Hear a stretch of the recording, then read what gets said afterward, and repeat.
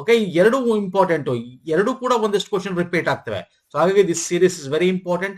Separate play list ಇದೆ paper 2ಗೆ, ಹೊಸ play list ಮಾಡಿದೀವಿ. ಈ ಒಂದು ಎಕ್ಸಾಮ್ಗೆ ಸಂಬಂಧಪಟ್ಟಂತೆ ಕೆಇಎ ಪ್ಯಾಟರ್ನ್ ಅಲ್ಲಿ ಇರ್ತಕ್ಕಂಥ ಕ್ವಶನ್ಸ್ ಗಳು, ಪ್ರೀವಿಯಸ್ ಕ್ವಶನ್ಸ್ ಗಳನ್ನ ಸಾಲ್ವ್ ಮಾಡ್ತಾ, ಪ್ರೀವಿಯಸ್ ಮಾಡಿರ್ತಕ್ಕಂಥ ಒಂದು ವಿಡಿಯೋ ಪ್ಲೇ ಲಿಸ್ಟ್ ಇದೆ, ಅದರಲ್ಲಿ 100+ ವಿಡಿಯೋ ಸಿಗುತ್ತೆ. ಅಲ್ಲೂ ಕೂಡ ತಾವು ನೋಡಬಹುದು. ಕೆಇಎ ಕೆಪಿಎಸ್ಸಿ ಗೆ ಸಂಬಂಧಪಟ್ಟಂತೆ ವಿಡಿಯೋ ಸರಣಿಗಳು ಪೇಪರ್ 2ಗೆ ಸೆಪರೇಟ್ ಇದೆ.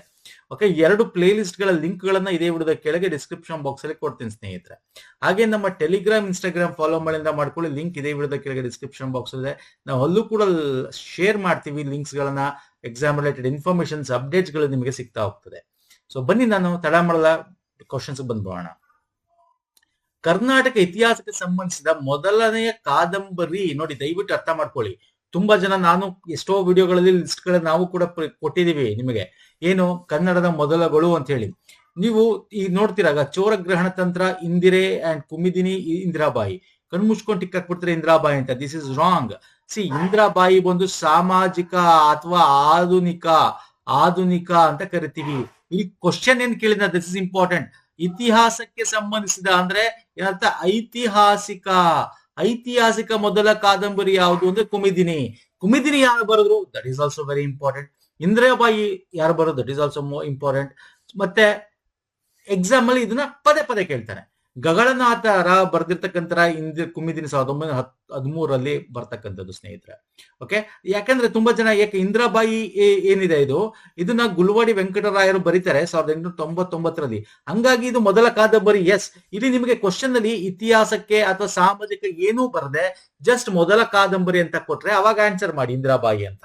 ಬಟ್ ಇಲ್ಲಿ ಇದು ಕರ್ನಾಟಕದ ಐತಿಹಾಸಿಕ ಕಾದಂಬರಿ ಮೊದಲನೇದು ಯಾವುದು ಅಂದ್ರೆ ಗಗಳನಾಥರ ಕುಮಿದಿನಿ. ಇದು ಸಾಮಾಜಿಕ ಅಥವಾ ಆಧುನಿಕ ಕಾದಂಬರಿ ಆಗಿರುತ್ತೆ ಇಂದಿರಾಬಾಯಿ. ಗಗಳನಾಥದವ್ರದ್ದು ಒಂದಷ್ಟು ಬೇರೆ ಬೇರೆ ಕಾದಂಬರಿಗಳಿದೆ ಐತಿಹಾಸಿಕ ಸಂಬಂಧಪಟ್ಟಂತೆ. ಕೊಟ್ಟಿನ ಲಿಸ್ಟ್ ನೋಡ್ಕೊಳ್ಳಿ. ಓಕೆ, ಕನ್ನಡಿಗರ ಕರ್ಮಕಥೆ ಆಗಿರೋದು, ಮಾಧವ ಕರುಣಾ ವಿಲಾಸ ಆಗಿರ್ಬೋದು. ಸೊ ಇದೆಲ್ಲ ಎಕ್ಸಾಮ್ ಅಲ್ಲಿ ಕೇಳ್ತೇನೆ. ಮತ್ತೆ ಲಿಸ್ಟ್ ಕೊಡ್ತೀನಿ ನಾನು ನಿಮ್ಗೆ. ನೋಡಿ, ನನಗೆ ಈ ಲಿಸ್ಟ್ ಅಲ್ಲಿ ಕನ್ನಡದ ಮೊದಲುಗಳಲ್ಲಿ ನೀವು ನೋಡ್ತಾ ಹೋದ್ರೆ, ಈಗ ಫಾರ್ ಎಕ್ಸಾಂಪಲ್ ನಾನು ಈಗ ತಾನೇ ಹೇಳಿದೆ, ಕನ್ನಡದ ಮೊದಲ ಸ್ವತಂತ್ರ ಸಾಮಾಜಿಕ ಕಾದಂಬರಿ ಇಂದಿರಾಬಾಯಿ ಅಂತ ಕರಿತೀವಿ. ಅಂಡ್ ಆಲ್ಸೋ ಚೋರಗ್ರಹಣ ತಂತ್ರ, ನೋಡಿ ಕನ್ನಡದ ಮೊದಲ ಪತ್ತೆದಾರಿ, ಇಲ್ಲಿ ಅದು ಕೂಡ ಆಪ್ಷನ್ ಇದೆ ನೋಡಿ, ಇಲ್ಲಿ ಚೋರಗ್ರಹಣ ತಂತ್ರ ಅಂತ ಅದು ಆಪ್ಷನ್ಸ್ ಇದೆ. ಕೇಳಬಹುದು, ಯಾವ್ದು ಚೋರಗ್ರಹಣ ತಂತ್ರ ಕನ್ನಡದ ಮೊದಲ ಪತ್ತೆದಾರಿ ಕಾದಂಬರಿ. ಅರ್ಥ ಆಗ್ತಿದೆಯಲ್ಲ? ಎಸ್, ಎನಿ ಡೌಟ್ ಸ್ನೇಹಿತರೆ? ಮೂಟು ನಾನು ಲಿಸ್ಟ್ ಕೊಟ್ಟಿದ್ದೀನಿ, ನೋಡ್ಕೊಳ್ಳಿ. ಇದು ವೆರಿ ಇಂಪಾರ್ಟೆಂಟ್. ಇದೊಂದೇ ಅಲ್ಲ, ಇಲ್ಲಿ ಇನ್ನೊಂದಷ್ಟು ಲಿಸ್ಟ್ ಇದೆ, ನೋಡ್ಕೋಬಹುದು. ಓಕೆ, ಹೋಗೋಣ. ಇವೆಲ್ಲ ನೋಡ್ಕೊಳ್ಳಿ, ಎಕ್ಸಾಮ್ಸ್ಗೆ ಇಂಪಾರ್ಟೆಂಟ್ ಆಗುತ್ತೆ. ನೆಕ್ಸ್ಟ್ ಬರ್ತೀನಿ ಸ್ನೇಹಿತರೆ. ಈ ಕೃತಿಗಳನ್ನು ಕಾಲಾನುಕ್ರಮದಲ್ಲಿ ನೋಡಿ. ಇದೆಲ್ಲ ಇದು ನಿಮಗೆ VO ಕೇಳಿದ ಈ ಕ್ವಶನ್ ನೋಡಿ, ವೆರಿ ಯಾವ ಲೆವೆಲ್ ಅಲ್ಲಿ ಕೇಳಿದಾನೆ ಅರ್ಥ ಮಾಡ್ಕೊಳ್ಳಿ ನೀವು. ಇನ್ನು FDSD, group C, KEA, KPSC questions ಗಳಲ್ಲಿ ಯಾವ ಲೆವೆಲ್ ಅಲ್ಲಿ ಕೇಳ್ತಾನೆ ತಗೊಳ್ಳಿ. VO ನಿಮ್ಗೆ ಸೆಕೆಂಡ್ PUC ಬೇಸಿಸ್ ಅಲ್ವಾ ಸರ್? ಸೊ ಬೇರೆದೆಲ್ಲ ಯಾವ ಲೆವೆಲ್ ಕೇಳ್ತಾನೆ, ವಿಲೇಜ್ ಅಕೌಂಟೆಂಟ್ ಹಿಂಗ್ ಕೇಳಬೇಕಾದ್ರೆ ದಯವಿಟ್ಟು ನಿಮ್ಮ ಪ್ರಿಪರೇಷನ್ ಆ ಲೆವೆಲ್ ಅಲ್ಲಿ ಇರಬೇಕು. ಸೊ ಇಲ್ಲಿ ಏನಿದೆ, ಕಾಲಾನುಕ್ರಮ ಅಂದ್ರೆ ಯಾವುದು ಫಸ್ಟ್ ಬಂತು ಅಂದ್ರೆ ಯಾವ ಕಾಲದ ಅಂತ ನೋಡಿ. ಎಷ್ಟು ಚೆನ್ನಾಗಿದೆ ಕ್ವಶನ್ ಇದು. ಫಸ್ಟ್ ಬರೋದು ಯಾವ್ದು ಸರ್? ಇಲ್ಲಿ ಕವಿರಾಜ ಮಾರ್ಗ ಅಲ್ವಾ ಫಸ್ಟ್ ಬರೋದು? ಇಲ್ಲಿದೆ. So this 2 options gone. ಆಮೇಲೆ ಆದಿಪುರಾಣ, ಸಾಹಸ ಭೀಮ ವಿಜಯ, ರಾಮಚಂದ್ರ ಚರಿತ ಪುರಾಣ ಯಾವ ಒಂದು ಕಾಲಘಟ್ಟದಲ್ಲಿ ಆಗತ್ತೆ? ಕವಿರಾಜ ಮಾರ್ಗ 859ನೇ ಶತಮಾನ. 10ನೇ ಶತಮಾನದಲ್ಲಿ ಪಂಪನ ಒಂದು ಯಾವುದು ನಾವು ಮಹಾಕಾವ್ಯ ಏನಿದೆ ಆದಿಪುರಾಣ, ಅದು 941ರ ಒಂದು ಇಸ್ವಿಯ ಟೈಮ್ ಅಲ್ಲಿ, ಕ್ರಿಸ್ತ ಶಕದಲ್ಲಿ ಬರ್ತಕ್ಕಂಥದ್ದು. ಓಕೆ, ಇದು 850. ಇನ್ನು ಅದೇ ಟೈಮ್ ಅಲ್ಲಿ ಸಾಹಸ ಭೀಮ ವಿಜಯನು ಕೂಡ ರನ್ನ ಬರೀತಾನೆ. ಅಂದ್ರೆ ಸ್ವಲ್ಪ ಒಂದು 50-60 ವರ್ಷ ಮುಂದೆ ಅಂತ ಅನ್ಕೋಬಹುದು. 982ರಲ್ಲಿ. ಓಕೆ, ನೋಡಿ 40 ವರ್ಷದ ಮುಂದೆ ಅನ್ಕೋಬಹುದು. ಸೊ 10ನೇ ಶತಮಾನ ಇದು ಕೂಡ ಆದ್ರೂ ಕೂಡ ಫಸ್ಟ್ ಪಂಪ ಬರೋದು, ಆಮೇಲೆ ರನ್ನ ಬರೋದು. ಸೊ ನೀವು ನೋಡಿ, ಇಲ್ಲಿ ನೀವು ಕಾಲಘಟ್ಟನ ತುಂಬಾ ಇಂಪಾರ್ಟೆಂಟ್ ಆಗಿ ಯಾವ ಕವಿ ಫಸ್ಟ್ ಬಂದ, ಯಾವ ಕವಿ ಸೆಕೆಂಡ್ ಬಂದ ಅಂತ ಗೊತ್ತಿದ್ರು. ಈ ಕೃತಿಗಳಂತೂ ಯಾರು ಬರ್ದಿರೋದು, ಇದು ವೆರಿ ಇಂಪಾರ್ಟೆಂಟ್ ಕೃತಿಗಳು. ಈ ಎಲ್ಲಾ ಕೃತಿಗಳು ವೆರಿ ಇಂಪಾರ್ಟೆಂಟ್, ನೆನಪಲ್ಲೇ ಇರಬೇಕು ಯಾವಾಗ್ಲೂ. ಓಕೆ, ರಾಮಚಂದ್ರ ಚರಿತ ಪುರಾಣ, ದಟ್ ಇಸ್ ಆಲ್ಸೋ ಇಂಪಾರ್ಟೆಂಟ್. ನಾಗಚಂದ್ರಂದು ಅಲ್ವಾ? So very important. ಅದು ಯಾರು ಸರ್? ನಾಗಚಂದ್ರ, ಜೈನ ಕವಿ ನಾಗಚಂದ್ರ, 12ನೇ ಶತಮಾನದಲ್ಲಿ ಬರೀತಕ್ಕಂಥದ್ದು. ಅರ್ಥ ಆಗ್ತಿದೆಯಲ್ಲ? ಸೊ ವೆರಿ ಇಂಪಾರ್ಟೆಂಟ್ ಸ್ನೇಹಿತರೆ. ನೋಡಿ, ಇದನ್ನು ಕೇಳ್ತಾನೆ. ಒಂದಷ್ಟು ಅವರ ಯಾವ ಆಶಯದಾತರು, ರಾಜ ಯಾರು ಆಶಯದಾತರು ಅದನ್ನು ಕೇಳ್ತಾನೆ. ಇಲ್ಲೇ ಕೊಟ್ಟಿದ್ದೀನಿ. ರಾಷ್ಟ್ರಕೂಟ ರಾಜ ಅಮೋಘ ವರ್ಷ ಆಗಿರ್ಬೋದು, ಪಂಪ ಆ ಚಾಲುಕ್ಯ ಆ ರಾಜ ಅರಿಕೇಸರಿ ಆಗಿರ್ಬೋದು. ಓಕೆ, ಸೊ ಇವೆಲ್ಲ ತೈಲಪ್ಪನ ಕಾಲದಲ್ಲಿ ಆಗಿರ್ಬೋದು, ಯಾರು ರನ್ನ. ಓಕೆ, ಸತ್ಯಾಶ್ರಯನ ಕಾಲದಲ್ಲೂ ಕೂಡ ಇರ್ತಾನೆ.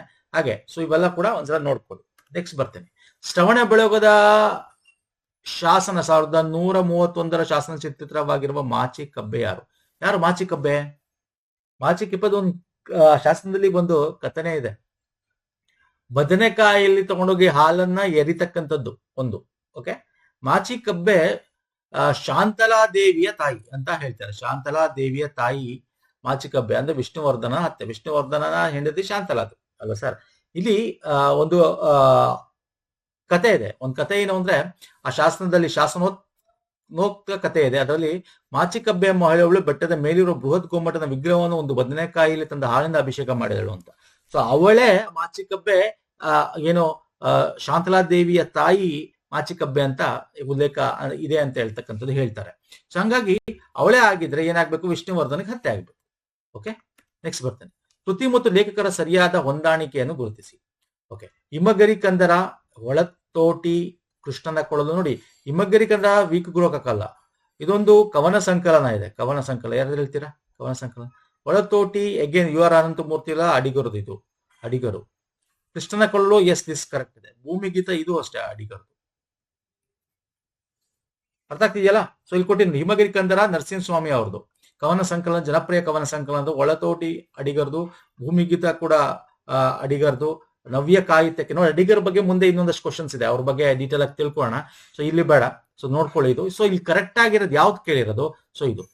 ಓಕೆ, ಇದನ್ನ ಯಾರು ಬರ್ದಿನ ಇಲ್ಲ ಆಲ್ರೆಡಿ ಇನ್ಫಾರ್ಮೇಶನ್ ಕೊಟ್ಟಿದ್ದೀನಿ. ನರಸಿಂಹಸ್ವಾಮಿ ಅವರ ಒಂದು ಕವನ ಸಂಕಲನ. Okay, KS Narasimhaswamy. ನೆಕ್ಸ್ಟ್, ಕನ್ನಡದ ಮೊದಲ ಸ್ತ್ರೀವಾದಿ ವಿಮರ್ಶಕರೆಂದು ಇವರನ್ನು ಗುರುತಿಸಲಾಗುತ್ತೆ. ಯಾರನ್ನ? ಮೊದಲ ತುಂಬಾ ಜನ ಇದ್ದಾರೆ. ಅದರಲ್ಲಿ ಅನುಪಮ ನಿರಂಜನ ಆಗಿರ್ಬೋದು, HS ಶ್ರೀಮತಿ ಆಗಿರ್ಬೋದು, ಸುಮಿತ್ರಾ ಅಂತ ಕರಿತೀವಿ, ವಿಜಯ ದಬ್ಬೆ ಆಗಿರ್ಬೋದು. ಬಟ್ ಮೊದಲ ಸ್ತ್ರೀವಾದಿ ವಿಮರ್ಶಕರು ವಿಜಯ ದಬ್ಬೆ. ಅದರಲ್ಲಿ HS ಶ್ರೀಮತಿ, ಸುಮಿತ್ರಾ ಬಾಯಿ, ವಿಜಯ ದಬ್ಬೆ, ಪ್ರೀತಿ ಚಂದ್ರ ಈ ತರ ಎಲ್ಲ ಇದ್ದಾರೆ. ವಿಜಯ ದಬ್ಬೆ ಕನ್ನಡದ ಮೊದಲ ಸ್ತ್ರೀವಾದಿ ಪ್ರವರ್ತಕ ಲೇಖಕಿ ಅಂತ ಕರೀತಾರೆ. ಮೈಸೂರು ವಿಶ್ವ ಕನ್ನಡದ ಅಧ್ಯಾಪಕರಾಗರು ಕೂಡ ಇವರು ಸೇವೆ ಸಲ್ಲಿಸಿರ್ತಾರೆ. ಸುಮಿತ್ರಾ ಬಾಯಿ ಕೂಡ ಅವ್ರ ಬಗ್ಗೆ ತುಂಬಾ ಅವ್ರ ಕೃತಿಗಳನ್ನ ಕೇಳ್ತಾ ಇರ್ತಾರೆ. ನೋಡ್ಕೊಳ್ಳಿ, ಸಾವಿತ್ರದ ಎಡೆಗೆ, ಮಹಿಳೆ ಮತ್ತು ಸಾಹಿತ್ಯ, ಸ್ತ್ರೀವಾದಿ ಪ್ರವೇಶಿಕ, ಇದನ್ನ ಪದೇ ಪದೇ ಎಕ್ಸಾಮ್ ಅಲ್ಲಿ ಕೇಳ್ತಾ ಇರ್ತಾರೆ. ಓಕೆ, ತೇಜಸ್ವಿನಿ ನಿರಂಜನ ಅವರ ಸ್ತ್ರೀವಾದಿ ಸಾಹಿತ್ಯ ವಿಮರ್ಶನ ಇದೆ. ಓಕೆ, HS ಶ್ರೀಮತಿ ಅವ್ರದ್ದು ಕೂಡ ಸ್ತ್ರೀವಾದಿಗೆ ಸಂಬಂಧಿತ ಒಂದಷ್ಟು ಕೃತಿಗಳಿವೆ. ಸೊ ಹಾಗಾಗಿ ಇವರೆಲ್ಲ ಕನ್ನಡದ ಪ್ರಮುಖ ಕನ್ನಡದ ಸ್ತ್ರೀವಾದಿ ವಿಮರ್ಶಕರು. ಅದರಲ್ಲಿ ಮೊದಲನೇ ಅವರು ಯಾರು ಅಂದ್ರೆ ವಿಜಯ ದಬ್ಬೆ. ಓಕೆ, ವಿಜಯ ದಬ್ಬೆಯನ್ನು ಕನ್ನಡ ಮೊದಲ ಸ್ತ್ರೀವಾದಿ ಪ್ರವರ್ತಕ ಲೇಖೆ ಎಂದು ಪರಿಗಣಿಸಲಾಗುತ್ತೆ. ರೈಟ್. ಓಕೆ, ನೆಕ್ಸ್ಟ್ ಕ್ವಶನ್ ಹೋಗೋಣ ಬನ್ನಿ. ಹಾಗಾಗಿ ನೋಡೋಣ ಬನ್ನಿ. ಕನ್ನಡವು ಯಾವ ಭಾಷಾ ವರ್ಗಕ್ಕೆ ಸೇರಿದೆ? ಇದು ಸಿಂಪಲ್ ಕ್ವಶನ್ ಅಲ್ವಾ? ಎಸ್, ಸಿಂಪಲ್ ಕ್ವಶನ್ ಫಸ್ಟ್ ತಗೊಂಡಿರೋದು. ನೆಕ್ಸ್ಟ್ ಇದರ ರಿಲೇಟೆಡ್ ಇನ್ನೊಂದಷ್ಟು ಕ್ವಶನ್ಸ್ ಇದೆ, ಅದನ್ನು ಕೂಡ ಡಿಸ್ಕಸ್ ಮಾಡೋಣ. ಎಸ್, ದಿಸ್ ಇಸ್ ದ್ರಾವಿಡ ಭಾಷಾ ಅಂತ ಕಣ್ಮುಚ್ಕೊಂಡು ಟಿಕ್ ಹಾಕ್ತೀರಾ. ಬಟ್ ನೆಕ್ಸ್ಟ್ ಕ್ವಶನ್ ತಗೊಳ್ಳೋಕ್ಕಿಂತ ಮುಂಚೆ ನಾನು ಒಂದಷ್ಟು ಪೀಠಿಗೆಗಳು ಕೊಡ್ತೀನಿ. ಇದನ್ನ ಇಟ್ಕೊಂಡು ನೆಕ್ಸ್ಟ್ ಕ್ವಶನ್ ನೀವು ಆನ್ಸರ್ ಮಾಡ್ತಾ ಹೋಗ್ಬೇಕಾಗುತ್ತೆ. ನೋಡಿ, ಕನ್ನಡದ ಭಾಷೆಗಳಲ್ಲಿ ನೋಡು 25 ಭಾಷೆಗಳಿದೆ ಅಂತ ಹೇಳ್ಬೋದು. ಕನ್ನಡ, ತೆಲುಗು, ತಮಿಳು, ಮಲಯಾಳಂ, ತುಳು, ಕೊಡಗು, ಮಾಲ್ತೋ, ಬ್ರಾಹೋ, ಕುರುಕ್, ವಲ್ಲಾರಿ, ಕದವ, ಪೆಂಗು, ಕೋಯ, ಬಡಗ, ಗೋಂಡಿ, ಕೊಂಡ ಈ ತರ ನಾವು ನೋಡ್ತಾ ಹೋದ್ರೆ ಇದರಲ್ಲಿ ಮೊದಲು ಕನ್ನಡ ಮತ್ತೆ ತೆಲುಗು, ತಮಿಳು, ಮಲಯಾಳಂ ಇದೆಯಲ್ಲ, ಇದನ್ನ ಸಾಹಿತ್ಯಿಕ ಭಾಷೆಗಳು ಅಂತ ಕರಿತೀವಿ. ಓಕೆ, ಪ್ರಾಚೀನವಾದ ಲಿಖಿತ ಸಾಹಿತ್ಯ ಇದೆ ಅದಕ್ಕೆ. ಹಾಗಾಗಿ ಸೊ ವೆರಿ ಇಂಪಾರ್ಟೆಂಟ್. ಇನ್ನು ತುಳು, ಕೊಡಗು ಭಾಷೆಗಳನ್ನ ಅಲಿಪಿ ಭಾಷೆಗಳಾದರೂ ಸ್ವರೂಪಿಯಾದ ಶ್ರವ್ಯ ಸಾಹಿತ್ಯದಿಂದ ಬಂದಿರೋದಾಗಿ ಇದನ್ನ ಸಾಹಿತ್ಯಿಕ ದ್ರಾವಿಡ ಭಾಷೆಗಳ ಜೊತೆಗೆ ಸೇರಿಸುವುದು ರೂಢಿ ಇದೆ. ಆದರೆ ಇದು ಅಲಿಪಿ ಭಾಷೆಗಳು. ಇನ್ನು ಉಳಿದ 19 ಭಾಷೆಗಳಿಂದ ಅದನ್ನು ಶ್ರವಣ ಭಾಷೆಗಳು ಅಂತ ಕರಿತೀವಿ. ಅಂದ್ರೆ ಇಲ್ಲಿ ಕೋಲಾಮಿ, ಕೊರಗ, ನಾಯಕ, ಕುತೋದ, ಕೋತ, ಮಂಡ ಈ ತರ ಇದೆಯಲ್ಲ, ಇದನ್ನೆಲ್ಲ ನಾವು ಶ್ರವಣ ಭಾಷೆಗಳು ಅಂತ ಕರಿತೀವಿ. ಇನ್ನು ನಿಮ್ಗೆ ಇದ್ರ ಗೊತ್ತೇ ಇದೆ, ಒಂದು ಫ್ಲೋ ಚಾರ್ಟ್ ಬಗ್ಗೆ ನೋಡೋದಾದ್ರೆ ದ್ರಾವಿಡ ಭಾಷೆಗಳಲ್ಲಿ ಉತ್ತರ ದ್ರಾವಿಡ, ಮಧ್ಯ ದ್ರಾವಿಡ, ದಕ್ಷಿಣ ದ್ರಾವಿಡ ಮತ್ತೆ ದಕ್ಷಿಣ ಮಧ್ಯ ದ್ರಾವಿಡ ಅಂತೆಲ್ಲ ಡಿವೈಡ್ ಮಾಡ್ತೀವಿ. ಓಕೆ, ಇನ್ನು ಕನ್ನಡದಲ್ಲಿ ಉಪಭಾಷೆಗಳಿವೆ, ಅದನ್ನು ನಾನು ಇಲ್ಲಿ ಡೀಟೇಲ್ ಆಗಿ ಕೊಡ್ತೀನಿ. ನೋಡಿ ಇದನ್ನು ಕೂಡ ಎಕ್ಸಾಮ್ ಅಲ್ಲಿ ಕೇಳ್ತಾನೆ. ನಾನು ಮುಂದೆ ಕ್ವಶನ್ ತಗೊಂಡಿದ್ದೀನಿ, ನಿಮ್ಗೆ ಗೊತ್ತಾಗುತ್ತೆ. ದಕ್ಷಿಣ ದ್ರಾವಿಡ ಭಾಷೆಗಳ ಉಪಕುಟುಂಬ ದಕ್ಷಿಣ ದ್ರಾವ ಭಾಷೆಗಳು ಯಾವ್ದಿದೆ ಅಂತ. ಬಡಗ ಆಗಿರ್ಬೋದು, ಕುರುಂಬ ಆಗಿರ್ಬೋದು, ಕೋಟ, ಬೆಳ್ಳಾರಿ, ತುಳು, ತಮಿಳು, ಕನ್ನಡ ಇವೆಲ್ಲ, ಮಲಯಾಳಂ ಇವೆಲ್ಲ ದಕ್ಷಿಣ ದ್ರಾವಿಡ ಭಾಷೆಗಳು. ಮಧ್ಯ ದಕ್ಷಿಣ ದ್ರಾವಿಡ, ತೆಲುಗು ಬಂದು ನಮಗೆ ಮಧ್ಯ ದಕ್ಷಿಣಕ್ಕೆ ಬರುತ್ತೆ. ಗೋಂಡಿ ಮತ್ತೆ ಮರಿಯಾ ಇವೆಲ್ಲ ಮಧ್ಯ ದಕ್ಷಿಣ ಭಾಷೆಗೆ ಬರುತ್ತೆ. ಉತ್ತರ ದ್ರಾವಿಡ ಭಾಷೆಗಳಿಗೆ ನಮಗೆ ಬ್ರಾಹ್ತು, ಮಾಲ್ತೋ, ಕುರ್ಕ್ ಬರುತ್ತೆ. ಇನ್ನು ಮಧ್ಯ ದ್ರಾವಿಡ ಭಾಷೆಗಳ ಉಪಕುಟುಂಬದಲ್ಲಿ ನಾವು ನೋಡೋದಾದ್ರೆ ಮಧ್ಯ ದ್ರಾವಿಡ ಭಾಷೆಗಳ ಉಪಕುಟುಂಬದಲ್ಲಿ ಕೋಲಾಮಿ, ನಾಯ್ಕಿ, ಪರ್ಜಿ, ಕಡಬ ಈ ತರ ಬರುತ್ತೆ. ಇನ್ನು ಕನ್ನಡದ ಉಪಭಾಷೆ ಬಗ್ಗೆನೂ ಕೇಳ್ತಾನೆ. ಇಲ್ಲೊಂದಷ್ಟು ಲಿಸ್ಟ್ ಕೊಟ್ಟಿದ್ದೀನಿ ನೋಡಿ. ಕುರುಂಬ ಅಥವಾ ಕುರುಬ ಅಥವಾ ಕುರುಂಬ ಅಂತ ಬರುತ್ತೆ. ಕುರುಂಬ, ಕುರುಂಬ. ಇದು ನೀಲಗಿರಿ ಚಾಮರಾಜನಗರ, ನೀಲಗಿರಿ ಬೆಟ್ಟದಲ್ಲಿ ಮಾತಾಡ್ತಕ್ಕಂಥದ್ದು.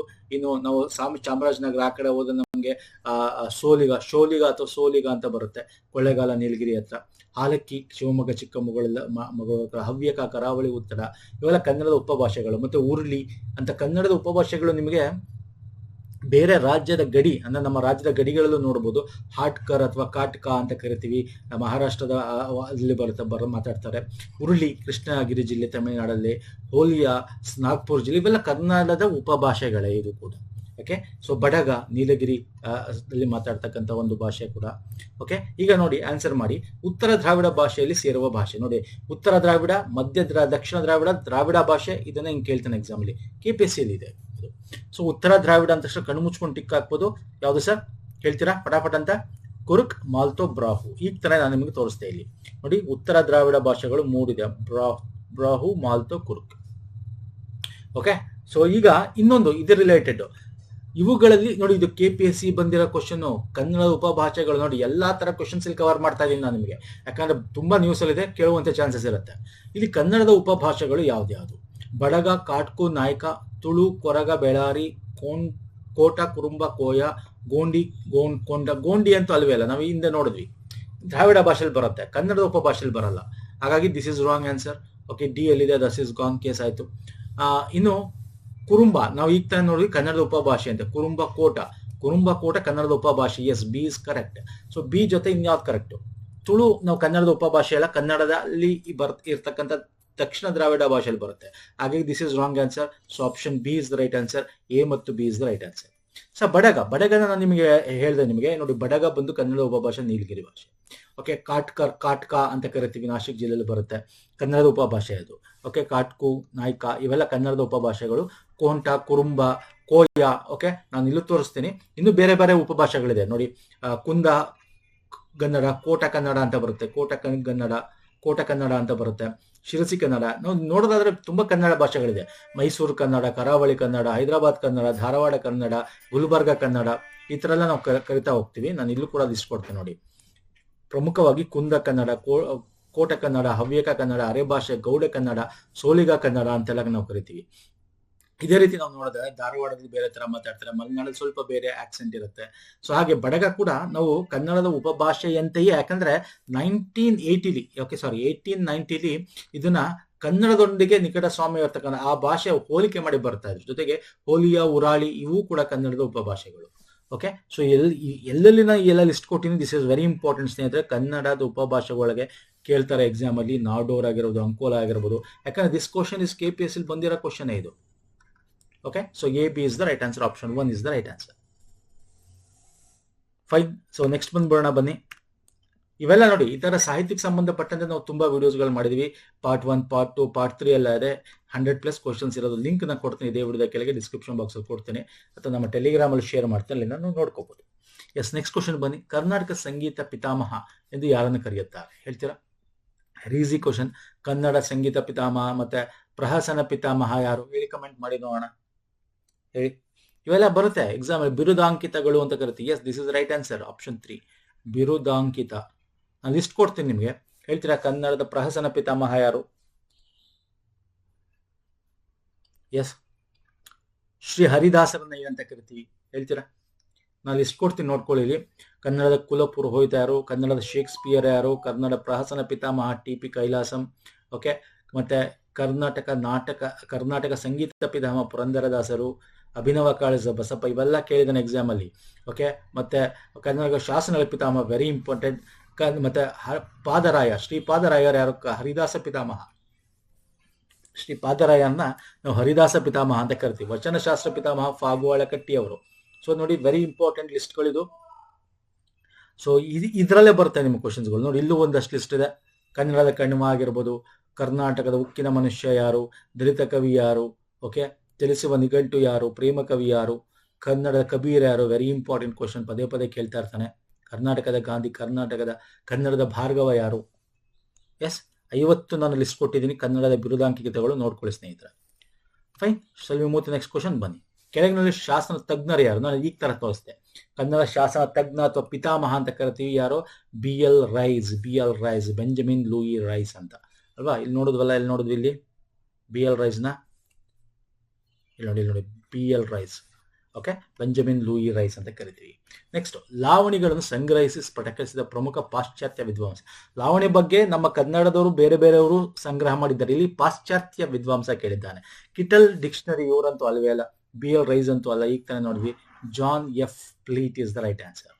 ಲಾವಣಿ ಅಂದ್ರೆ ಫಸ್ಟ್ ಅರ್ಥ ಮಾಡ್ಕೊ. ಲಾವಣಿ ಅಂದ್ರೆ ಜನಪದ ಸಂಗೀತ ನೃತ್ಯ ಪ್ರಕಾರ. ಜನಪ್ರಿಯವಾಗಿ ನಾವು ಅದನ್ನ ಮಹಾರಾಷ್ಟ್ರ, ದಕ್ಷಿಣ ಮಧ್ಯ ಕರ್ನಾಟಕ ಪ್ರದೇಶದಲ್ಲಿ, ತಮಿಳುನಾಡಿನಲ್ಲಿ ಅತ್ಯಂತ ತುಂಬಾ ಪ್ರಚಲಿತದಲ್ಲಿ ಇರ್ತಕ್ಕಂಥದ್ದು. ಶಕ್ತಿಯುತ ನಾಟಕೀಯವಾದ ನಿರೂಪಣೆ ಇರುತ್ತೆ, ಸಂಗೀತ ನೃತ್ಯ ಪ್ರಕಾರದಲ್ಲಿರುತ್ತೆ. ಲಾವಣಿ ಅತ್ಯಂತ ಹಳೆಯದಾದ ಒಂದು ಆರ್ಟ್ ಫಾರ್ಮ್ ಅಂತ ಹೇಳ್ಬೋದು. So John F Fleet is the right answer. Fine. Next ಬರೋಣ ಬನ್ನಿ. Very important question. ಕನ್ನಡ ಸಾಹಿತ್ಯ ಪರಿಷತ್ತು ಯಾವ ವರ್ಷದಲ್ಲಿ ಸ್ಥಾಪನೆ ಆಯಿತು? ನೋಡಿ, ದಿಸ್ ಇಸ್ ಕನ್ನಡ ಸಾಹಿತ್ಯ ಪರಿಷತ್ತು. ಹೇಳ್ತೀರಾ? ಇದನ್ನ ಇತಿಹಾಸದಲ್ಲೂ ಕೂಡ ಕೇಳ್ತಾನೆ ನಮ್ಮ ಬೇರೆ ಜಿಕೆಗಳಲ್ಲಿ. ಯಾರ ಕಾಲದಲ್ಲಿ ಯಾವ ಒಡೆಯರಿದ್ರು? ರಾಜ ಒಡೆಯರ್.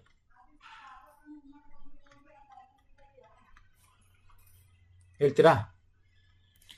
ಯಾವ ರಾಜ ಒಡೆಯರ್, ಯಾವ ಕಾಲ, ಮತ್ತೆ ಅದರ ಆಫೀಸ್ ಎಲ್ಲಿದೆ? 1915 ಇಸ್ ರೈಟ್ ಆನ್ಸರ್. 14ರಲ್ಲಿ ಮೀಟಿಂಗ್ ಮಾಡ್ತಾರೆ ನಾಲ್ವಡಿ ಕೃಷ್ಣರಾಜ ಒಡೆಯರ್ ಕಾಲದಲ್ಲಿ. 1915ರಲ್ಲಿ ಕನ್ನಡ ಸಾಹಿತ್ಯ ಪರಿಷತ್ ಸ್ಥಾಪನೆ ಆಗುತ್ತೆ. ಮತ್ತು ಸಣ್ಣದಾಗಿ ಒಂದು ಶಂಕರಪುರ ಬಡಲ್ ಚಿಕ್ಕ ಕುಡಿಯಲ್ಲಿ ಸ್ಥಾಪನೆ ಮಾಡ್ತಾರೆ. ಈಗ ಅದು ಬೆಂಗಳೂರಿನ ಚಾಮರಾಜಪೇಟೆ ಪಂಪ ಮಹಾಕವಿ ರಸ್ತೆಯಲ್ಲಿ ದೊಡ್ಡದಾಗಿ ಬೆಳೆದು ನಿಂತಿದೆ. Okay, so very important. ಇದು ಕೂಡ ಹೆಡ್ ಆಫೀಸು ಯಾವಾಗ ಸ್ಥಾಪನೆ ಆಯಿತು, ನಿರ್ಧಾರ ಯಾವಾಗ ಮಾಡೋ? 1914ರಲ್ಲಿ ನಿರ್ಧಾರ ಮಾಡ್ತಾರೆ, 15ರಲ್ಲಿ ಸ್ಥಾಪನೆ ಮಾಡ್ತಾರೆ. ಫೈನ್. ಎಸ್. ನೆಕ್ಸ್ಟ್, ಯತಿ ವಿಲಂಘನ. ತುಂಬಾ ಇಂಪಾರ್ಟೆಂಟ್ ಕ್ವಶನ್, ಇತ್ತೀಚೆಗೆ ಬಂದಿತ್ತು. ಕನ್ನಡದ ವಿಶಿಷ್ಟ ಲಕ್ಷಣಗಳಲ್ಲಿ ಒಂದು ಎಂದು ಹೇಳಿದವನು ಯಾರು? ಯತಿ ಅಂದ್ರೇನು? ಯತಿ ಅಂದ್ರೆ ನಾವು ಬರಿಬೇಕಾದ್ರೆ ಪ್ರಾಸ ಮಧ್ಯ ಮಧ್ಯ ಅಲ್ಲಿ ಸ್ಟಾಪ್ ಕೊಡ್ತೀವಿ, ದಟ್ ಇಸ್ ಕಾಲ್ಡ್ ಯತಿ. ವಿಲಂಘನ ಅಂದ್ರೇನು? ವಿಲಂಘನ ಭಂಗ. So right answer Keshiraja. ಇಲ್ಲಿ ಯತಿ ವಿಲಂಗ ಅಂದ್ರೆ ಆ ಒಂದು ಉಸಿರು ತೆಗೆದುಕೊಳ್ತೀವಲ್ಲ ಮಧ್ಯ ಮಧ್ಯ ಉಚ್ಚಾರಣೆ ಮಾಡ್ಬೇಕಾದ್ರೆ ಪದ್ಯ ಹೇಳುವಾಗ ಆ ಒಂದು ಸ್ಟಾಪ್ ಅಂತ ಏನ್ ಹೇಳ್ತೀವಲ್ಲ, ಅದು ಇರಲ್ಲ. ಯತಿ ಭಂಗ, ಯತಿ ವಿಲಂಘನ ಅಂದ್ರೆ ಇದು ನಾವು ಛಂದಸ್ಸಿಗೆ ಸೇರೋದು ಶಬ್ದಮಣಿ ದರ್ಪಣದಲ್ಲಿ ಅನುಬಂಧ 2-305ರಲ್ಲಿ ನಾವು ನೋಡ್ತೀವಿ. ಓಕೆ, ಕೇಶಿರಾಜ ಹೇಳಿರ್ತಕ್ಕಂಥ ಒಂದು ವಿಶಿಷ್ಟ ಲಕ್ಷಣ ಇದು. ಫೈನ್. ನೆಕ್ಸ್ಟ್, ಕನ್ನಡ ಅಲಂಕಾರ ಗ್ರಂಥಗಳಲ್ಲಿ ಪ್ರಾಚೀನವಾದದ್ದು ಯಾವುದು? ತುಂಬಾ ಪ್ರಾಚೀನ. ಇಲ್ಲಿ ಕಾವ್ಯ ದರ್ಶನ ಯಾರು ಬರೆದ್ರು ಅದು ಗೊತ್ತಿರಬೇಕು ನಿಮ್ಗೆ. ರತ್ನಾಕರ, ರಸರತ್ನಾಕರ ಯಾರು ಬರೆದು, ಕವಿರಾಜ ಯಾರ, ನಾಟ್ಯಶಾಸ್ತ್ರ ಯಾರು ಬರೆದು ಅದು ಗೊತ್ತಿರಬೇಕು. ಕನ್ನಡ ಅಲಂಕಾರ ಗ್ರಂಥದಲ್ಲಿ ಪ್ರಾಚೀನವಾಗಿರ್ತಕ್ಕಂಥ ಕನ್ನಡ ಅಂತ ಕೇಳಿದ್ರೆ ಕವಿರಾಜ ಮಾರ್ಗ is the right answer. And ಇಲ್ಲಿ ಕಾವ್ಯ ದರ್ಶನ ಯಾರು ಬರೆದಿರು ಹೇಳ್ತೀರಾ? ನಾಟ್ಯಶಾಸ್ತ್ರ ಭರತ ಮುನಿ. ನಾಟ್ಯಶಾಸ್ತ್ರ ಭರತ ಮುನಿ ಅಲ್ಲ ಸರ್? ಭರತ ಮುನಿ ಇಲ್ಲಿ ಬರೆದಿರ್ತಕ್ಕಂಥದ್ದು ಏನಿದೆ ಸಂಸ್ಕೃತದಲ್ಲಿದೆ ಅಲ್ವಾ, ಅಥವಾ ಕನ್ನಡದಲ್ಲಿದೆಯಾ? ಯಾವ್ದ್ರಲ್ಲಿದೆ? ನಾಟ್ಯಶಾಸ್ತ್ರ ನಾಟಕ ಪ್ರದರ್ಶನ ಕಲೆಗಳ ಬಗ್ಗೆ ಇರ್ತಕ್ಕಂಥ ಸಂಸ್ಕೃತ ಭಾಷೆಗಳು ರಚಿತವಾಗಿದೆ. ಇನ್ನು ಕಾವ್ಯ ದರ್ಶನ ದಂಡಿ ಬರೆದಿರ್ತಕ್ಕಂಥದ್ದು, ಅವರು ಸಂಸ್ಕೃತ ಸಾಹಿತ್ಯ ಪ್ರಮುಖರು. ಓಕೆ, ಲಾಕ್ಷಣಿಕರಾಗಿದ್ರು ಅವರು ಕೂಡ. ಕನ್ನಡಿಗದಲ್ಲೂ ಕೂಡ ಗುರುತಿಸ್ಕೊಂಡಿದ್ದಾರೆ. ಹಾಗೆ ರಸರತ್ನಾಕರ ಸಾಳ್ವ ಬರೆದಿರ್ತಕ್ಕಂಥದ್ದು ವೆರಿ ಇಂಪಾರ್ಟೆಂಟ್, 16ನೇ ಶತಮಾನ. ಇದು 7-8ನೇ ಶತಮಾನ. ಅಂಡ್ ಇಲ್ಲಿ ಪ್ರಮುಖವಾಗಿ ಕವಿರಾಜ ಮಾರ್ಗ ಕನ್ನಡದಲ್ಲಿ ಲಭ್ಯ ಇರೋ ಮೊದಲ ಲಕ್ಷಣ ಗ್ರಂಥ ಅಂತ ಕರಿತೀವಿ, ಅಲಂಕಾರಿಕ ಲಕ್ಷಣ ಗ್ರಂಥ ಅಂತ ಕರಿತೀವಿ. ಶ್ರೀ ವಿಜಯ ಬರೆದಿದ್ದು ಅಂತ ಹೇಳ್ತೀವಿ, ಅಮೋಘ ವರ್ಷ ನೃಪತುಂಗನ ಕಾಲ ಅಂತ ಹೇಳ್ತೀವಿ. ಸೊ ರೈಟ್ ಆನ್ಸರ್ ಕವಿರಾಜ ಮಾರ್ಗ, ಯಾಕಂದ್ರೆ ಕನ್ನಡದ ಅಲಂಕಾರ ಗ್ರಂಥ ಕೇಳಿರೋದು. ಸೊ ಹಾಗಾಗಿ option 3 is the right answer. Even ನಮಗೆ ಇಲ್ಲಿ ಕಾವ್ಯ ದರ್ಶ ಕೂಡ ನಾವು ಹೇಳೋದಾದ್ರೆ ಒಂದು ಅಲಂಕಾರ ಶಾಸ್ತ್ರಕ್ಕೆ ಸೇರಿರ್ತಕ್ಕಂಥ ಗ್ರಂಥ ಇದು. ಆದ್ರೆ ಇದು ಪ್ರಮುಖವಾಗಿ ಸಂಸ್ಕೃತ ಸಾಹಿತ್ಯದಲ್ಲಿ ಇರ್ತಕ್ಕಂಥದ್ದು. ನೆಕ್ಸ್ಟ್ ಬರೋಣ. ಕಪಿಲ ಸಿದ್ಧ ಮಲ್ಲಿಕಾರ್ಜುನ ಯಾರ ಅಂಕಿತ ನಾಮ? Very easy question. ಸೊನ್ನಲಿಗ ಸಿದ್ದರಾಮರ ಅಂಕಿತ Rama. Yes, option 1 is the right answer. ಅಮ್ಮುಗೆ ರಾಮಮ್ಮನ ಅಂಕಿತ ರಾಮ ಏನ್ ಹೇಳಿ ನೋಡೋಣ. ಅಕ್ಕ ಮಹಾದೇವಿ ನಿಮ್ಗೆ ಗೊತ್ತಿದೆ, ಚೆನ್ನ ಮಲ್ಲಿಕಾರ್ಜುನ. ಡೋಹಾರ ಕಕ್ಕಯ್ಯ ಯಾರ್ದು ಹೇಳ್ತೀರಾ? ಇವ್ರದ್ದು ಮಲ್ಲಿಕಾರ್ಜುನ ಅಂತಾನೆ ಬರೋದು. ಮಲ್ಲಿಕಾರ್ಜುನ ಯಾವ ಮಲ್ಲಿಕಾರ್ಜುನ ಹೇಳಿ ನೋಡೋಣ. ಎಸ್, ಇವರು ಚೆನ್ನ ಮಲ್ಲಿಕಾರ್ಜುನ. ಅವರು ಇವ್ರದ್ದು ಯಾವ ಮಲ್ಲಿಕಾರ್ಜುನ ಹೇಳಿ ನೋಡೋಣ. ಅಮ್ಮುಗೆ ರಾಮಯ್ಯ, ಅಮ್ಮುಗೇಶ್ವರ. ಎಸ್, ಹೇಳಿ ಫಟಾಫಟ್ ಅಂತ ಸ್ನೇಹಿತರೆ. ನಾನು ಒಂದು ಕಂಪ್ಲೀಟ್ ಲಿಸ್ಟ್ ಕೊಡ್ತೀನಿ ನೋಡಿ. ಈ ತರ ನಾನು ಕ್ವಶನ್ಸ್ ತಗೊಂಡಾಗ ನಾನು ಇದು ಮಾಡ್ಬೇಕಾದ್ರೆ ನಿಮ್ಗೆ ಲಿಸ್ಟ್ ಗಳನ್ನ ಕೊಡ್ತೀನಿ. ಇದು ಯಾಕೆ ಕೊಡ್ತೀನಿ ಅಂದ್ರೆ ದಿಸ್ ಇಸ್ ವೆರಿ ಇಂಪಾರ್ಟೆಂಟ್ ಅಂತ. Okay, very important. Fine. So ಇಲ್ಲಿ ರೈಟ್ ಆನ್ಸರ್ ಏನು ಸರ್? ಡೋಹಾರ ಕಕ್ಕಯ್ಯ ಏನೋ ಹೇಳ್ತೀರಾ? ಅಭಿನವ ಮಲ್ಲಿಕಾರ್ಜುನ ಎಲ್ಲಿದೆ ಇದು? ಅಭಿನವ ಮಲ್ಲಿಕಾರ್ಜುನ ಅಕ್ಕ ಮಹಾದೇವಿ ಆಯ್ತಾ. ಕೂಡಲ ಸಂಗಮ, ಅಂಬಿಗರ ಚೌಡಿಯ ಕೇಳಿದ್ದಾನೆ, ಮಡಿವಾಳ ಮಾಚಾಯ ಕೇಳಿದ್ದಾನೆ. ಡೋಹಾರ ಕಕ್ಕೆ ನೋಡಿ, ಅಭಿನವ ಮಲ್ಲಿಕಾರ್ಜುನ ಇಲ್ಲಿದೆ. ಮೂಳಿಗೆ ಮಾರಿಯ ನಿಂಕಳಂಕ ಮಲ್ಲಿಕಾರ್ಜುನ ಆಗಿರ್ಬೋದು, ಅಮ್ಮುಗೇಶ್ವರ, ಓಕೆ, ಹಂಗೆ ಬೇರೆ ಬೇರೆ ಗುಡ್ಡವೇ ಕೇಳಿದ್ದಾನೆ ಇವೆಲ್ಲ. ಗಂಗಮ್ಮ, ಲಕ್ಷ್ಮಮ್ಮ, ವಸಣಮ್ಮ, ಗೊಗ್ಗಬೆ ಕೇಳಿದ್ದಾನೆ, ನಾಸ್ತಿನಾಥ, ಮೂಳಿಗೆ Mahadevi, okay, Nijaguna Shivayogi. Fine. So ಇವೆಲ್ಲ ವೆರಿ ಇಂಪಾರ್ಟೆಂಟ್, ನೋಡ್ಕೊಳ್ಳಿ ಎಕ್ಸಾಮ್ಸ್ಗೆ ಸ್ನೇಹಿತರೆ. ಒಂದು ಲಿಸ್ಟ್ ಇದೆಯಲ್ಲ, ಇದೆಲ್ಲ ಮೋಸ್ಟ್ ಇಂಪಾರ್ಟೆಂಟ್ ಕೊಡೋದು. ಸೂಳೆ ಸಂಕವೇ ಕೇಳಿದಾನೆ, ನಿರ್ಲಜ್ಜೇಶ್ವರ, ಓಕೆ. ಸೊ ಇಲ್ಲಿ ಕಪಿಲಸ್ ಇದು ಬಂದು Sonnalige Siddarama, option 1 is the right answer. ಇಲ್ಲೇ ಇದೆ ನೋಡಿ, ಸೊನ್ನಲಿಗೆ ಸಿದ್ದರಾಮ ಇಲ್ಲಿದೆ.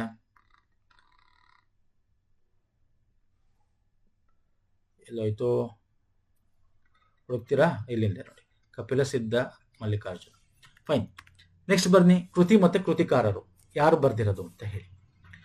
ಓಕೆ, ನನಸಾಗನ ಕನಸು ಇದು ಯಾರ್ದು? ಹಿಂತಿರುಗಿ ನೋಡಿದಾಗ ಯಾರ್ದಿದು? ಉರಿ ಬರಲಿ ಸಿರಿ ಬರಲಿ ಯಾರ್ದು ಸ್ನೇಹಿತರೆ? ಗೌರ್ಮೆಂಟ್ ಬ್ರಾಹ್ಮಣ. ಯಾರ್ದು? ಗೌರ್ಮೆಂಟ್ ಬ್ರಾಹ್ಮಣ ಅಂತೂ ತುಂಬಾ ಗೊತ್ತಿರುತ್ತೆ, ವೆರಿ ಮೋಸ್ಟ್ ಇಂಪಾರ್ಟೆಂಟ್ ಬುಕ್ ಇದು, ಫೇಮಸ್, ಅರವಿಂದ ಮಾಲಗತ್ತಿ. ಅಂಡ್ ನನಸಾಗದ ಕನಸು ಇದು ಕಡಿದಾಳ ಮಂಜಪ್ಪನವರ ಕಥನ. ಓಕೆ. ಅಂಡ್ ಹಿಂತಿರುಗಿ ನೋಡಿದಾಗ ತಾರಾಸು ಅವ್ರದ್ದು ವೆರಿ ಇಂಪಾರ್ಟೆಂಟ್. ಇನ್ನೊಂದಿದೆ, ಯಾವ್ದು ಹೇಳಿ? Durgastamana. Very important. Tarasu Durgastamana very important. ಅದು ಉರಿ ಬರಲಿ ಸಿರಿ ಬರಲಿ R.C. Hiremath, option 4 is the right answer. ನಾ ಇಲ್ಲಿ ಕೊಟ್ಟಿದ್ದೀನಿ ನೋಡಿ. ಗೌರ್ಮೆಂಟ್ ಬ್ರಾಹ್ಮಣ ಡಾಕ್ಟರ್ ಅರವಿಂದ ಮಾಲಗತ್ತಿ, ಉರಿ ಬರಲಿ ಸಿರಿ ಬರಲಿ ಡಾಕ್ಟರ್ R.C. ಹಿರೇಮಠ್, ಹಿಂತಿರುಗಿ ನೋಡಿಗ ತಾರಾಸು ಅವ್ರದ್ದು ತಾರಾ ಸುಬ್ರಹ್ಮಣ್ಯಂ, ನನಸಾಗರ ಕನಸು ಕಡಿದಾಳ್ ಮಂಜಪ್ಪನವರ ಆತ್ಮಕಥೆ. ಫೈನ್. ಓಕೆ, ಅರ್ಥ ಆಗಿದೆಯಾ? Yes sir. ಬನ್ನಿ ನೆಕ್ಸ್ಟ್. ಗ್ರೀಕ್ ದುರಂತ ನಾಟಕಗಳ ಪ್ರಭಾವಕ್ಕೊಳಗಾಗಿ ರಚನೆಯಾದ ನಾಟಕ ಯಾವುದು? ನೋಡಿ, ಇದನ್ನ ಬೇರೆ ಬೇರೆ ರೀತಿಯನ್ನು ಕೇಳ್ತಾನೆ. ಈಗ ಗ್ರೀಕ್ ದುರಂತ ನಾಟಕ ಪ್ರಭಾವಕ್ಕಾಗಿ ರಚನೆ ಆಗಿರೋದು ಕನ್ನಡ ನಾಟಕ ಯಾವುದು ಅಂತ ಹೇಳ್ತೀರಾ? Very easy. ನೀವು ಹೇಳ್ತೀರಾ, ಗೊತ್ತು, ಅಶ್ವತ್ಥಾಮ ಅಂತ. ಎಸ್. ಇದನ್ನ ಬರೆದವರು ಯಾರು ಬರೆದವರು? ಅದು ಗೊತ್ತಿರಬೇಕು, ಬರೆದವರು. ಮತ್ತೆ ಇಲ್ಲಿ ಗ್ರೀಕ್ ಯಾವ ನಾಟಕದಿಂದ ಇದನ್ನ ಪ್ರಭಾವಕ್ಕಾಗಿದೆ ಅಂತ ಗೊತ್ತಿರಬೇಕು. ಯಾವ ನಾಟಕ ಅಥವಾ ಯಾರು ಬರೆದಿದ್ದು? ಗ್ರೀಕ್ ನಾಟಕದ ಹೆಸರೇನು? ಆ ಗ್ರೀಕ್ ನಾಟಕ ಡ್ರಾಮಾದ ಹೆಸರೇನು? ಅದು ಗೊತ್ತಿರಬೇಕು. ಇದನ್ನ ನಾವು ಅಶ್ವತ್ಥಾಮನ ರುದ್ರ ನಾಟಕ ಅಂತ ಕೂಡ ಕರಿತೀವಿ. Yes, option C3 is the right answer. ಸಾಯೋಟ ಯಾರು ಬರೆದಿದ್ದು? ಇದು ಗೊತ್ತಿರಲಿ. ಸಾಯೋಟ ಯಾರು? ದಾರಾ ಬೇಂದ್ರೆ. ಬೆರಳಿಗೆ ಕೋಳ ಯಾರು ಬರೆದಿದ್ದು ಹೇಳ್ತೀರಾ? ಪಟಾಪಟ್ ಅಂತೇಳಿ ನೋಡೋಣ. ಕುವೆಂಪು. ಕಾಕನಕೋಟೆ ಯಾರು ಬರೆದಿದ್ದು? ಮಾಸ್ತಿ ವೆಂಕಟೇಶ್ ಅಯ್ಯಂಗಾರ್ ಅವರು. ಇದೆಲ್ಲ ಕಾಕನಕೋಟೆ ಫಿಲಂ ಆಗಿದೆ. ಓಕೆ. ಅಶ್ವತ್ಥಾಮನ BM ಶ್ರೀ ಅವರು ಬರೆದಿರೋದು, BM ಶ್ರೀ ರಚಿಸಿರ್ತಕ್ಕಂಥ ರುದ್ರ ನಾಟಕ ಅಂತ ಕರಿತೀವಿ. ಇದು ಸಾಫ್ಲೋಕ್ಲಿಸ್ ರಚಿಸಿದ ಎಜಾಕ್ ಅಂತಕ್ಕಂಥ ಒಂದು ನಾಟಕದ ಸ್ಫೂರ್ತಿಯಿಂದ ಬರೆದಿದ್ದು. ಅಶ್ವತ್ಥಾಮನ ಬಗ್ಗೆ ನಾನು ಹೇಳ್ಬೇಕಾಗಿ ಕೊಟ್ಟಿದ್ದೀನಿ, ಏನು ಅಂತ ನಿಮ್ಗೆ ಗೊತ್ತೇ ಇದೆ. ಏನು ದುರ್ಯೋಧನ ಮರಣ ಆದ್ಮೇಲೆ ಕೋಪಗೊಳ್ತಾನೆ, ಅವನು ಏನ್ ಮಾಡ್ತಾನೆ, ಪಾಂಡವರ ಪಾಳ್ಯಕ್ಕೆ ನುಗ್ತಾನೆ, ಅರ್ಧ ರಾತ್ರಿ ನುಗ್ತಾನೆ. ಅನೇಕ ಪಶುಗಳು, ಮಕ್ಕಳು, ಹೆಂಗಸರನ್ನು ಕೊಳ್ತಾನೆ. ನಿದ್ರೆಯಲ್ಲಿದ್ದಾಗ ಅವನ ವಾಪಸ್ ಬರ್ತಾನೆ. ಆಗ ಅವನಿಗೆ ಅದ್ರ ಬಗ್ಗೆ ಪಶ್ಚಾತ್ತಾಪ ಆಗುತ್ತೆ. ನಾನೊಂದು ಹೇಳಿ ಮಧ್ಯರಾತ್ರಿ ಹೋಗಿ ಇಂಥವ್ರನ್ನ ಕೊಂದು ಬಂದಿದ್ದೀನಿ ಅಂತ. ಆಗ ಅವನೇ ಆತ್ಮಹತ್ಯೆ ಮಾಡ್ಕೊಳ್ತಾನೆ. ಇದರ ದುರಂತ ನಾಟಕ. ಬೆರಳಿಗೆ ಕೋಳ್ ರಾಷ್ಟ್ರಕವಿ ಕುವೆಂಪು ಅವರು ಬರೆದಿರ್ತಕ್ಕಂಥದ್ದು, ಏಕಲವ್ಯ ಕಥೆಯನ್ನು ಆಧರಿಸಿರ್ತಕ್ಕಂಥದ್ದು. ಕಾಕನಕೋಟೆ ಫಿಲಂ ಕೂಡ ಆಗಿದೆ. ಯಾರು? LR ಸಿಂಹ ಅನ್ಕೋತೀನಿ, if I am not wrong, ನಿರ್ದೇಶಕರು ಅಲ್ವಾ? ಸೊ ಅರ್ಥ ಆಗಿದೆ ಅನ್ಕೋತೀನಿ. ಎಲ್ಲ ಇಲ್ಲಿ ಕೃತಿಗಳು ಇಂಪಾರ್ಟೆಂಟ್. ಇಲ್ಲಿ ಯಾವ ಕೃತಿ ಬೇಕಾದ್ರೂ ಕೇಳ್ಬೋದು. ಅಂಡ್ ಅಶ್ವತ್ಥಾಮದ್ದು ಹೇಳಿದ್ದು ಯಾವುದು? ಸಾಫ್ಲೋಕ್ಲಿಸ್ ರಚಿಸಿದ ಎಜಾಕ್ ಅಂತಕ್ಕಂಥ ಕೃತಿ. ಓಕೆ. ನೆಕ್ಸ್ಟ್, ಅಹವದುಳ್ ಕನ್ನಡ ಭಾಷೆಯ ಈ ಕಾಲಘಟ್ಟಕ್ಕೆ ಸೇರಿದೆ. ಹೊಸಗನ್ನಡ, ಹಳೆಗನ್ನಡ, ನಡುಗನ್ನಡ, ಪೂರ್ವ ಹನ್ನಗನ್ನಡ. ಎಲ್ಲಿ ಬರುತ್ತೆ ಇದು? ಈ ಪದ ಎಲ್ಲಿ ಬರುತ್ತೆ ಹೇಳ್ತೀರಾ? ಕೇಳ್ತಾನೆ. ಇದು ಇಂಥ ಕ್ವಶನ್ ಬಂದಿವೆ ಎಕ್ಸಾಮ್ ಅಲ್ಲಿ. ಎಲ್ಲಿ ಬರುತ್ತೆ ಇದು? ಎಲ್ಲಿ ಕಾಣಸಿಗುತ್ತದೆ? ಪೂರ್ವ ಹಳೆಗನ್ನಡ, ಕ್ರಿಸ್ತಶಕ 450 ಆಸುಪಾಸು. ಯಾವುದು? ಹಲ್ಮಿಡಿ ಶಾಸನದಲ್ಲಿ ನೋಡ್ತೀವಿ ಅಹವದುಳ್ ಅಂತ. ಹಲ್ಮಿಡಿ ಶಾಸನ ಕನ್ನಡದಲ್ಲಿ ನೋಡಿದ್ರೆ ನಿಮಗೆ ಪೂರ್ವ ಹಳೆಗನ್ನಡ. ಇಲ್ಲಿ ನೋಡಿ, ಎಲ್ಲೆಲ್ಲಿ ಬರುತ್ತೆ ಇದು? ಅಹವದುಳ್ ಅಂತ ಬರುತ್ತೆ ನೋಡಿ, ಅಹವದುಳ್ ಅಂತ ಅದು. Okay, fine. ಸೊ ಪೂರ್ವ ಹಳೆಗನ್ನಡ is right answer. Next, Gopalakrishna ಅಡಿಗರು ತರುತ್ತಿದ್ದ ಪತ್ರಿಕೆಯ ಹೆಸರು. ಗೋಪಾಲಕೃಷ್ಣ ಅಡಿಗರು ವೆರಿ ಇಂಪಾರ್ಟೆಂಟ್. ಕವಿ ಕೃತಿಗಳ ಬಗ್ಗೆ ಕೇಳ್ತಾನೆ ಇದನ್ನು ಕೂಡ. ದ ರೈಟ್ ಆನ್ಸರ್ ಜೀವನ, ಸಾಕ್ಷಿ, ವಸಂತ, ಪ್ರಜಾವಾಣಿ. ಯಾವ correct answer? Option 2, Sakshi is the right answer. ಇಲ್ಲಿ ಸಾಕ್ಷಿ ಯಾವ ಪತ್ರಿಕೆ ಇದು? ವಾರ ಪತ್ರಿಕೆನ, ದಿನಪತ್ರಿಕೆನ, ಮಾಸ ಪತ್ರಿಕೆನ ಹೇಳಿ? ದಿಸ್ ಈಸ್ ಸಾಕ್ಷಿ ಬಂದು ಮಾಸ ಪತ್ರಿಕೆ. ತ್ರೈಮಾಸ ಪತ್ರಿಕೆ. ಇನ್ನು ಹೇಳ್ಬೇಕಂದ್ರೆ ತ್ರೈಮಾಸ ಪತ್ರಿಕೆ ಯಾವುದು? ಸಾಕ್ಷಿ. ಓಕೆ. ಇನ್ನು ಕನ್ನಡ ಸಾಹಿತ್ಯ ಸಮ್ಮೇಳನದ ಅಧ್ಯಕ್ಷರಾಗಿದ್ರು ಇವರು. 51ನೇ ಕನ್ನಡ ಸಾಹಿತ್ಯ ಸಮ್ಮೇಳನದ ಅಧ್ಯಕ್ಷರಾಗಿದ್ರು ಅಡಿಗರು. ಅವರಿಗೆ ಕಬೀರ್ ಸಮ್ಮಾನ್ ವೆರಿ ಇಂಪಾರ್ಟೆಂಟ್ ಪ್ರಶಸ್ತಿ. ಇದು ಮಧ್ಯಪ್ರದೇಶದಿಂದ. ಎಲ್ಲಿಂದ ಬರುತ್ತೆ ಇದು ಹೇಳ್ತೀರಾ ಫಟಾಫಟ್ ಅಂತ? ಓಕೆ. ಅವ್ರಿಗೆ ಬೇರೆ ಬೇರೆ ರೀತಿಯಾದ ಕೃತಿಗಳು ಬರೆದಿದ್ದಾರೆ. ಇಲ್ಲಿ ಕೊಟ್ಟಿದ್ದೀನಿ, ಲಿಸ್ಟ್ ನೋಡ್ಕೊಳ್ಳಿ. ಒಂದ್ಸಲ ಕೇಳ್ತೇನೆ ಅಂತದ್ದು ಎಕ್ಸಾಮಲ್ಲಿ, ನೋಡ್ಕೊಳ್ಳಿ ಅಂತಾರೆ ಸ್ನೇಹಿತರೆ. Fine. Shall we move to next question? Yes sir. ಮಹಾಛಂದಸ್ಸು ರಚನೆಗೊಂಡಿರುವ ಕೃತಿ ಯಾವುದು? ಯಾವುದು? ಕವಿರಾಜ ಮಾರ್ಗ, ಕಬ್ಬಿಗರ ಕಾವ, ಶ್ರೀಮಾಣ ದರ್ಶಂ, ಗೋಕುಲ ನಿರ್ಗಮ. ಇದನ್ನ ಯಾರು ಬರ್ದಿದ್ದು? ಗೋಕುಲ ನಿರ್ಗಮ ಹೇಳಿ ನೋಡೋಣ. Right answer. ಕಬ್ಬಿಗರ ಕಾವ ಯಾರು ಬರ್ದಿದ್ದು ಹೇಳ್ತೀರಾ? ಫೈನ್. ಕವಿರಾಜ ಮಾರ್ಗ ಅಂತ ಗೊತ್ತಿದೆ ನಿಮಗೆ. Sriramayana Darshanam Kuvempu. So right answer ಮಹಾಛಂದಸ್ಸು ಕುವೆಂಪು. ಕಬ್ಬಿಗರ ಕಾವ ಯಾರು ಬರ್ದಿದ್ದು? ಅಂಡಯ್ಯ ಅಲ್ವಾ ಸರ್? ಕಬ್ಬಿಗರ ಕಾವ ಅಂಡಯ್ಯನ್ನ ನಾವು ಹೇಗೆ ಕರಿತೀವಿ? ಫೈನ್. ಗೋಕುಲ ನಿರ್ಗಮ ಪೂತಿ ನರಸಿಂಹಾಚಾರ್ ಅವರವರು ಗೀತ ರೂಪಕ ಇದು. ಓಕೆ. ನಾಟಕದಲ್ಲಿ ಗೋಪಿಕೃಷ್ಣರ ವಿವರನ ಅನುಭವಿಸಿರತಕ್ಕಂಥ ಒಂದು ಗೀತ ರೂಪಕದ ನಾಟಕ ಇದು. ಮಹಾಛಂದಸ್ಸು ಕನ್ನಡದ ವಿಶಿಷ್ಟವಾದ ಛಂದಸ್ಸು. ಮೊದಲು ಕುವೆಂಪು ಅವರು ತಮ್ಮ ಶ್ರೀರಾಮಾಯಣ ದರ್ಶನವನ್ನು ಮಹಾಕಾವ್ಯ ಅಂತ ಹೇಳ್ತಾರೆ. ಸರಳ ರಗಳೆಯ ಒಂದು ಪರಿಷ್ಕೃತ ರೂಪದಲ್ಲಿದೆ. ಕಬ್ಬಿಗರ ಕಾವಂ ಚಂಪುದಲ್ಲಿದೆ ಅಂಡಯ್ಯನವರದು. ಓಕೆ. ಸೊ ಇಲ್ಲಿ ರೈಟ್ ಆನ್ಸರ್ ಆಪ್ಷನ್ 3 ಮಹಾಛಂದಸ್ಸು. ಇತ್ತೀಚೆಗೆ ಬಂದಿರೋದು ಇದೆಲ್ಲ ಸ್ನೇಹಿತರೆ. ಪ್ರಸವನೀಗಲೇ ತೊರೆದು ಬಿಡುವುದೇ ನಿಶ್ಚಯಂ ಎಂದು ಹೇಳಿ ಪ್ರಾಸವನ್ನು ತಿಳಿಸಿದವರು ಯಾರು? Very easy. ಇದು ತುಂಬಾ ಡಿಫಿಕಲ್ಟಿ ಕ್ವಶನ್ಸ್ ಕೂಡ ಹೌದು. ಒಂದು ಸಂದರ್ಭದಲ್ಲಿ ಅವ್ರು ಹೇಳ್ತಾರೆ. ಯಾರು? ಶಿವರುದ್ರಪ್ಪನವರ ಅಲ್ಲ, ಕುವೆಂಪುರವರ ಪ್ರಾಸನ ಬಿಟ್ಟು ಬರೀತೀನಿ ಅಂತ ಹೇಳ್ತಾರೆ. M Govinda Pai. Yes, M Govinda Pai is the right answer. 1911ರಲ್ಲಿ ಸ್ನೇಹಿತರೆ, ಒಂದು ತಿಂಗಳು ಅವರು ಬರೋಡದ ನವಸಾರಿಯಲ್ಲಿ ಇರ್ತಾರೆ. ಆಗ ಮುಂಜಾನೆ ಮಾಳೆಯಲ್ಲಿ ಶಪಥಗೈತಾರೆ ಎದ್ದುಬಿಟ್ಟು ಹಠತ್ತಾಗಿ. ಆಗೋದು ಹೋಗೋದು ದೇವರ ಇಚ್ಛೆ, ಓಡೋದು ಬಿತ್ತೋದು ನನ್ನ ಇಚ್ಛೆ, ಇನ್ನು ಮೀನಾಮೇಷ ನೋಡದೆ ಪ್ರವಸ ನೀಗಲೇ ತೊರೆದು ಬಿಡುವುದೇ ನಿಶ್ಚಯಂ ಅಂತ ಹೇಳ್ತಾರೆ. ಅಂದ್ರೆ ಪ್ರಾಸ ಬಿಟ್ಟು ಬರೆಯಲು ನಿಶ್ಚಯಿಸಿದರು ಅಂತ. ಏನಿದು? ಪ್ರಾಸ ಬಿಟ್ಟು ಬರೆಯಲು ನಿಶ್ಚಯಿಸಿದರು ಯಾರು? ಎಂ ಗೋವಿಂದ ಪೈಗಳು. ಓಕೆ, ಅರ್ಥ ಆಗಿದೆಯಲ್ಲ? ಸೊ ನೋಡಿ, ದಿಸ್ ಆರ್ ಆಲ್ ವೆರಿ ಹೆಂಗ್ ಕ್ವಶನ್ಸ್ ಬರುತ್ತೆ. ಇತ್ತೀಚೆಗೆ ಬಂದಿರೋದು ಇದು 2025 ಈ ಕ್ವಶನ್ ಯಾವ ತರ ಬರುತ್ತೆ ಅಂತ ನಾವು ಊಹಿಸಲ್ಲ. ಸೊ ಹಾಗಾಗಿ ನಿಮ್ಮ ಪ್ರಿಪ್ರೇಷನ್ ಆ ಲೆವೆಲ್ಗೆ ಇರಬೇಕು ಸ್ನೇಹಿತರೆ. ಹಾಗಾಗಿ ಪ್ರೀವಿಯಸ್ ಇರೋದು ಕೂಡ ಬಂದಿವೆ ಕ್ವಶನ್ಸ್ಗಳು, ಆದ್ರೆ ಕೇಳೋ ರೀತಿ ಚೇಂಜ್. ಕ್ವಶನ್ ಸೇಮ್, ಕೇಳೋ ರೀತಿ ಚೇಂಜ್ ಇರುತ್ತೆ. ಸೊ ಹಾಗಾಗಿ ನೀವು ನಮ್ಮ ಪ್ರೀವಿಯಸ್ ಮಾಡಿರ್ತಕ್ಕಂಥ ಎಲ್ಲ ಇದರಲ್ಲಿ ತುಂಬಾ ಕೃತಿಗಳು ಕವರ್ ಮಾಡಿದೀವಿ, ಯಾರ್ಯಾರು ಬರ್ತಿದ್ದು, ಮತ್ತೆ ಪ್ರಶಸ್ತಿಗಳು ಕವರ್ ಆಗಿದೆ. ಪಾರ್ಟ್ 1 ಪಾರ್ಟ್ 2 ಇದನ್ನು ಲಿಂಕ್ಸ್ ಕೊಡ್ತೇನೆ. ಇದೇ ವಿಡಿಯೋದ ಕೆಳಗೆ ಡಿಸ್ಕ್ರಿಪ್ಷನ್ ಬಾಕ್ಸ್ ಅಲ್ಲಿ ಲಿಂಕ್ ಕೊಟ್ಟಿರ್ತೇನೆ ಸ್ನೇಹಿತರೆ. ಇಷ್ಟ ಆಗಿದೆ ಅನ್ಕೊಂತ, ಇಷ್ಟ ಆಗಿರೋ ಲೈಕ್ ಮಾಡಿ.